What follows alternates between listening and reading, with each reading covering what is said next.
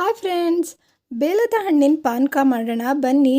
ಬೇಲದ ಹಣ್ಣಲ್ಲಿ ಸಾಕಷ್ಟು ಔಷಧಿ ಗುಣಗಳಿದೆ. ಬೇಸಿಗೆಯಲ್ಲಿ ನಾವು ಇದರ ಪಾನಕ ಮಾಡಿ ಕುಡಿಯೋದ್ರಿಂದ ದೇಹದ ಉಷ್ಣತೆಯನ್ನು ನಾವು ಕಾಪಾಡ್ಕೋಬಹುದು.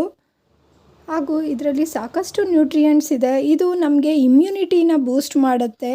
ಮೊದಲಿಗೆ 3-4 ಲೋಟ ನೀರಿಗೆ ಬೆಲ್ಲನ ಹಾಕ್ಕೊಂಡು ಕರಗಿಸ್ಕೊತಾ ಇದ್ದೀನಿ. ನಾವು ಹಣ್ಣನ್ನು ಹಾಗೇ ಬೆಲ್ಲದ ನೀರಿಗೆ ಕಿವುಚ್ಕೊಂಡ್ಬಿಡ್ಬೋದು, ಆದರೆ ನಾನಿಲ್ಲಿ ಮಿಕ್ಸಿ ಜಾರ್ಗೆ ಹಾಕ್ಕೋತಾ ಇದ್ದೀನಿ. ಸ್ವಲ್ಪ ನೀರನ್ನು ಹಾಕ್ಕೊಂಡು ಪೇಸ್ಟ್ ರೀತಿಯಾಗಿ ಮಾಡ್ಕೊಳ್ಳೋಣ. ಆಗ ಅದರ ಫ್ಲೇವರು ತುಂಬಾ ಚೆನ್ನಾಗಿರುತ್ತೆ ಬಾಯಿಗೆ ಸಿಕ್ಕಿದಾಗ. ಮಿಕ್ಸ್ ಮಾಡಿಕೊಂಡು ಅರ್ಧ ಚಮಚದಷ್ಟು ಮೆಣಸಿನ ಪುಡಿ ಹಾಗೂ ಚಿಟಿಕೆಯಷ್ಟು ಉಪ್ಪು ಹಾಕೋತಾ ಇದ್ದೀನಿ. ಇದು ರೆಡಿಯಾಗಿದೆ ಈಗ ಪಾನಕ. ಇದು ಶಿವನಿಗೆ ಪ್ರಿಯವಾದ ಹಣ್ಣು. ಹಾಗೆಯೇ ದೃಷ್ಟಿದೋಷಕ್ಕೆ ಒಳ್ಳೆಯದು, ಮೆಮೊರಿ ಪವರ್ ಇನ್ಕ್ರೀಸ್ ಆಗುತ್ತೆ. ಸಮ್ಮರ್ಗೆ ತುಂಬಾ ಯೂಸ್ಫುಲ್ ಆದಂಥ drink. Thank you for watching. Bye.